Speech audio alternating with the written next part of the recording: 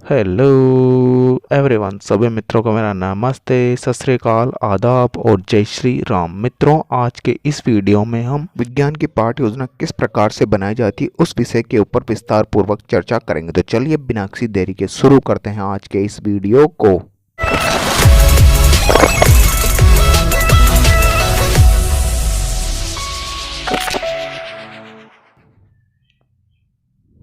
मित्रों, सबसे पहले जो आपकी दैनिक पाठ्य योजना डायरी है उसके ऊपर ही ऊपर आपको पाठ्य योजना का क्रमांक लगा लेना है, जो भी आपकी पाठ्य योजना का क्रमांक है। उसके पश्चात में आपका जिस विद्यालय में बीएड या बीएसटीसी का प्रशिक्षण प्रोग्राम चल रहा है, या जिस विद्यालय में आपका लेसन प्लान आप तैयार कर रहे हैं, या जिस विद्यालय में आप आपकी पाठ्य योजना बना रहे हैं, उस विद्यालय का आपको नाम लिख देना है। जो भी आपके विद्यालय का नाम है, तो मैंने लिखा जिसका राजकीय उच्च माध्यमिक विद्यालय पनवाड़। तो जो भी आपका नाम है, छात्र, अध्यापक, अध्यापिका, तो आपका नाम लिख दीजिए। जिस कक्षा की आप पाठ्य योजना तैयार करते हैं वो कक्षा। आज का जो अपना विषय है वो है विज्ञान विषय के ऊपर पाठ्य योजना बना रहे हैं, और जो प्रकरण है आपका वो है न्यूटन के गति के नियम। इस प्रकरण के ऊपर आज अपन पाठ्य योजना तैयार करेंगे। मित्रों, इसके पश्चात में आपको, अगर अब तक आपने हमारे चैनल को सब्सक्राइब नहीं किया तो प्लीज़ चैनल को सब्सक्राइब कर लीजिए और वीडियो को लाइक कर दीजिए, ताकि हम आपको अच्छा से अच्छा कंटेंट आपको प्रदान कर सकें। और इस लाइक करने के अंदर आपका कुछ भी नहीं जाएगा मित्रों। इस प्रकार से आपकी जो नेक्स्ट हेडिंग आएगी वो जाएगी आपके शिक्षण के उद्देश्य। तो हेडिंग लगा लीजिए शिक्षण के उद्देश्य। इसके अंदर आपको 3 कॉलम बना लीजिए, क्रम संख्या, शिक्षण के उद्देश्य और अपेक्षित व्यवहारगत परिवर्तन। आप चाहे तो एक कॉलम और बढ़ा सकते हैं, जिसको बोलते हैं विशिष्टीकरण वाला कॉलम। तो आप उसको चाहे बढ़ा भी सकते हैं, नहीं भी बढ़ा सकते, तो कोई दिक्कत नहीं। तो इन कॉलम से भी आपका काम चल जाएगा। एक कॉलम बनाने के पश्चात में आप लिख रहे हैं, लिखने से पहले थोड़ा मैं आपको बता दूँ शिक्षण के उद्देश्य होते क्या है। शिक्षण के उद्देश्य तात्पर्य है कि छात्र, अध्यापक या शिक्षक द्वारा या आपके द्वारा जब बच्चों को कोई भी प्रकरण पढ़ा रहे हैं, कोई भी विषय वस्तु जो आपके द्वारा पढ़ाई जा रही है, उससे बच्चे के अंदर आपके द्वारा क्या परिवर्तन लाए जाएंगे, या आप ये विषय वस्तु पढ़ाकर बच्चे के अंदर क्या परिवर्तन देखना चाह रहे हैं, वो आपके शिक्षण के उद्देश्य हो जाएंगे। तो पहला शिक्षण का उद्देश्य ज्ञानात्मक। तो ज्ञानात्मक शिक्षण उद्देश्य कारण बच्चे में जो आपको अपेक्षित व्यवहारगत परिवर्तन दिखेंगे वो है छात्र न्यूटन के गति के नियम के संप्रत्यय का प्रत्याशमन कर सकेंगे, और छात्र न्यूटन के गति के नियम के बारे में प्रत्याभिज्ञान कर सकेंगे। तो आपको प्रत्याशमन एवं प्रत्याभिज्ञान जो विशिष्टीकरण वाला कॉलम आप बनाएंगे उसके अंदर आप ये लिख सकते हैं। द्वितीय आपका शिक्षण का उद्देश्य आता है अवबोध। तो छात्र न्यूटन के गति के नियम की व्याख्या कर सकेंगे। तृतीय आता है ज्ञानोपयोग। छात्र न्यूटन के गति के नियम से दैनिक जीवन के उच्च अध्ययन में परिस्थिति में कर सकें। चौथा आता है कौशल। पांचवा आता है अभिरुचि, और छठवा आता है अभिवृत्ति। इस प्रकार से आपको 6 के शिक्षण के उद्देश्य, इन 6 के शिक्षण के उद्देश्य को ध्यानपूर्वक लिख लेना है। और इससे संबंधित जो मैं आपने अपेक्षित व्यवहारगत परिवर्तन लिखा है, इन अपेक्षित व्यवहारगत परिवर्तन को आपको ध्यानपूर्वक लिख लीजिए। जिस प्रकार से मैंने लिखा है, ये लिखने के पश्चात में मित्रों जो आपके नेक्स्ट हेडिंग निकल के आती है वो है आपके शिक्षण सामग्री या शिक्षण सहायक सामग्री से कहा जाता है। तो इसके अंदर मैं आपको बता दूं, शिक्षण सहायक सामग्री तात्पर्य कि छात्र, अध्यापक अथवा शिक्षक द्वारा बच्चों को शिक्षण करवाया जाता है। शिक्षण कराते समय जो जो सामग्री उनके शिक्षण में सहायता प्रदान करती है वो सारी सामग्री शिक्षण सहायक सामग्री कहलाती है। चौक हो गया, डस्टर हो गया, श्यामपट्ट हो गया इत्यादि इसके अंतर्गत आ जाएगा। पूर्व ज्ञान में आप लिखेंगे विद्यार्थी न्यूटन के गति के नियम के संबंध में सामान्य जानकारी पूर्व में रखते हैं। तो ये जाएगा आपका पूर्व ज्ञान। मित्रों, ये लिखने के पश्चात में जो आपकी नेक्स्ट हेडिंग निकल के आती है वो है आपका प्रस्तावना प्रश्न। हेडिंग लगा लीजिए प्रस्तावना प्रश्न। प्रस्तावना प्रश्न के अंदर मैं आपको बता दूं, इसके अंदर आपको 3 कॉलम बना लें, क्रम संख्या, छात्र, अध्यापक क्रिया और छात्र क्रिया। ये 3 कॉलम बनाने के पश्चात में आप इसमें लिखें। या लिखने से पहले थोड़ा मैं आपको बता दूं, जो प्रस्तावना प्रश्न होता है वो आपकी पाठ्य योजना का सबसे महत्वपूर्ण भाग होता है। कि जितना अच्छा आप प्रस्तावना प्रश्न तैयार करेंगे, आपकी पाठ्य योजना उतनी अच्छी, उतनी प्रभावपूर्ण निकल के आएगी। कहने का मतलब है इसके अंदर आपको बच्चों से प्रश्न पूछने होते हैं और बच्चों द्वारा इन प्रश्नों के उत्तर देने होते हैं बच्चों को। तो जो ये प्रश्न आप पूछेंगे, कम से कम आपके द्वारा 4 प्रश्न और अधिक से अधिकतम 6 या 7 प्रश्न आपके द्वारा बच्चों से पूछे जा सकते हैं। तो इससे पहला प्रश्न है छात्र, अध्यापक, मैंने बच्चों से पूछा बच्चों आप कौन कौन से खेल खेलते हैं। बच्चे उतरे क्रिकेट, कबड्डी, फुटबॉल आदि खेलते हैं। तो द्वितीय प्रश्न है फुटबॉल में क्या होता है। तो बच्चे उतरेंगे बॉल को पैर से मारा जाता है। फुटबॉल या बॉल को पैर से मारने पर फुटबॉल में क्या होता है। तो बच्चे उत्तर देंगे फुटबॉल दूर चली जाती है। तो नेक्स्ट प्रश्न छात्र, अध्यापक, अध्यापिका द्वारा पूछा जाता है, तो फुटबॉल जब दूर जाती है तो उसमें क्या होता है। तो बच्चे उत्तर देंगे उसमें गति होती है। तो छात्र, नेक्स्ट प्रश्न पूछा जाएगा न्यूटन के गति के नियम के बारे में आप क्या जानते हैं। तो बच्चे इस प्रश्न का उत्तर नहीं दे पाएंगे, तो एक प्रकार से समस्यात्मक प्रश्न हो जाएगा। तो समस्या का समाधान आपके द्वारा ही किया जाएगा। मित्रों, मैं आपको बता दूं, जो आपको जो पाठ्य योजना है वो बनाने के अंदर सबसे ज़्यादा ध्यान देने जो चीज़ है वो है आपका प्रस्तावना प्रश्न।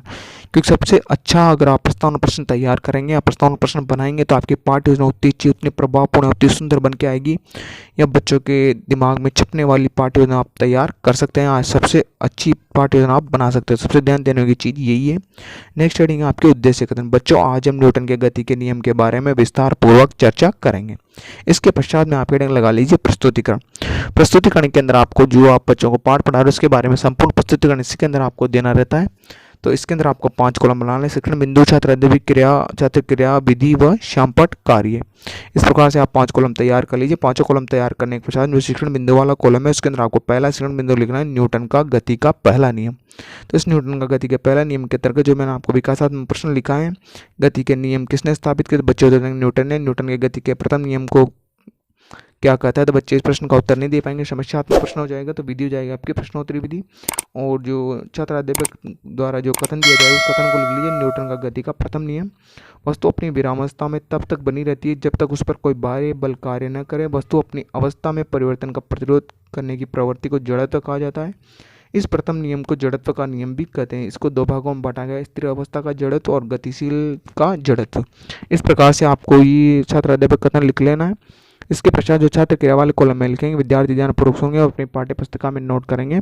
और जो वीडियो जाएगी आपकी व्याख्यान वीडियो, जो श्यामपट्ट कार्य है उस श्यामपट्ट कार्य को परिपूर्ण कर लेंगे। मैंने आपको जो छात्र अध्यापक कथन लिखा है, इस छात्र अध्यापक कथन के जो महत्वपूर्ण बिंदु है, इन महत्वपूर्ण बिंदुओं का आप श्यामपट्ट कार्य के अंदर लिख लीजिए। और मित्रों, आप चाहे तो चार्ट, चित्र, मॉडल वगैरह कुछ भी बना सकते हैं। और नेक्स्ट हेडिंग है आपकी बोध प्रश्न। जो छात्र अध्यापक क्रिया वाले कॉलम में आप लिखेंगे बोध प्रश्न। बोध प्रश्न के बारे में बता दूं मैं किसके द्वारा पूछे जाते हैं और क्यों पूछे जाते हैं। जो बोध प्रश्न होते हैं वो छात्र अध्यापकों द्वारा पूछे जाते हैं और इसलिए पूछे जाते हैं ताकि उसने बच्चों को जो प्रकरण, जो विषय वस्तु पढ़ाई उसमें बच्चों का ध्यान एकाग्रचित होकर लगा रहे, बच्चों का ध्यान इधर उधर भंग नहीं, बस जैसे बोध प्रश्न तैयार किए जाते हैं और उसके द्वारा बच्चों से पूछे जाते हैं।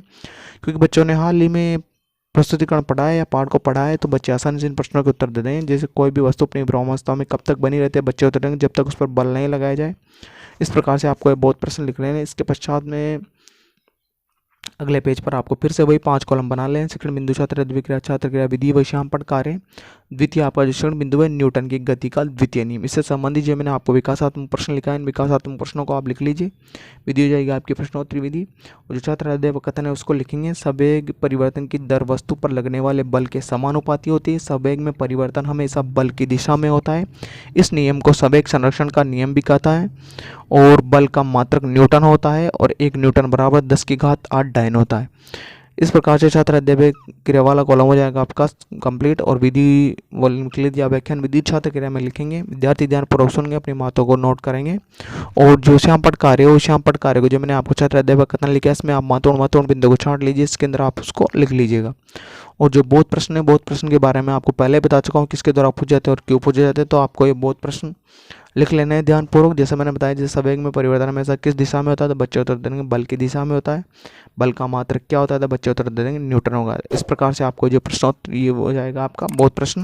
विधि हो जाएगी आपकी प्रश्नोत्तरी। इसके पश्चात में नेक्स्ट आपको वही फिर से 5 कॉलम तैयार कर लें। शिक्षण बिंदु, छात्र अध्यापक क्रिया, नेक्स्ट हेडिंग लगा लीजिए आप। इसके अंदर शिक्षण बिंदु लिखिएगा न्यूटन की गति का तृतीय नियम।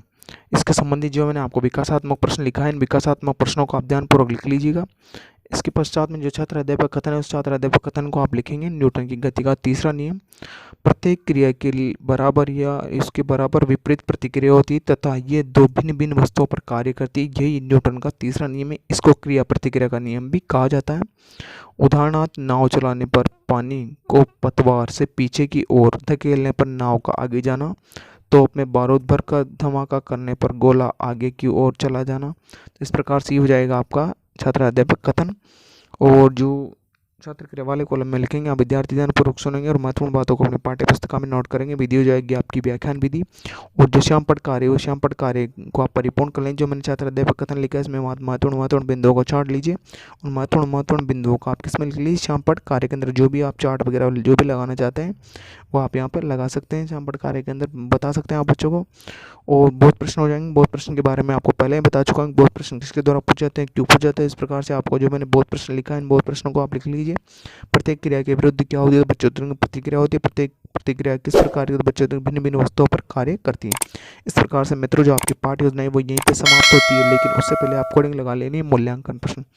मूल्यांकन प्रश्न के बारे में आप बताओ। जो मूल्यांकन प्रश्न होते हैं वो छात्र अध्यापक के द्वारा पूछे तो इसलिए पूछा जाता है कि उसने जो प्रकरण जो विषय वस्तु पढ़ाई वो बच्चों ने सीखी अथवा नहीं सीखी या कितने सीखी, इस बात की प्रतिपुष्टि या फीडबैक लेने के लिए उसके द्वारा ये मूल्यांकन प्रश्न तैयार किए जाते हैं। तो इससे पहला मूल्यांकन प्रश्न है, गति के नियम किसने दिए? तो बच्चे उत्तर देंगे जिसने भी गति के नियम दिए थे उसमें बच्चे उत्तर देंगे। जड़त्व के नियम कितने भागों में बताए? तो इस प्रकार से आपको सारे प्रश्न लिख लेना है। और मित्रों अंत के अंदर आपको बच्चों को गृह कार्य देना है। गृह कार्य ऐसा देना है जिस घटना के स्तर से आपने बच्चों को अध्ययन अध्यापन कार्य करवाया है उस घटना के स्तर को ध्यान में रखते हुए आप बच्चों को गृह कार्य देता है कि बच्चे घर पर जाकर आसानी से उस गृह कार्य को कर सकें। और मित्रों जो मैं आपको बता दूं, जो मूल्यांकन प्रश्न हो आप किसी प्रकार के तैयार से लघुतरात्मक लघुतराज निबंधात्मक किसी प्रकार के आपके द्वारा तैयार किए जा सकते हैं। आशा करता हूँ कि आपको वीडियो अच्छा लगा होगा, तो प्लीज़ वीडियो को लाइक करें, शेयर करें और चैनल को सब्सक्राइब करना ना भूलें। जय हिंद, जय भारत।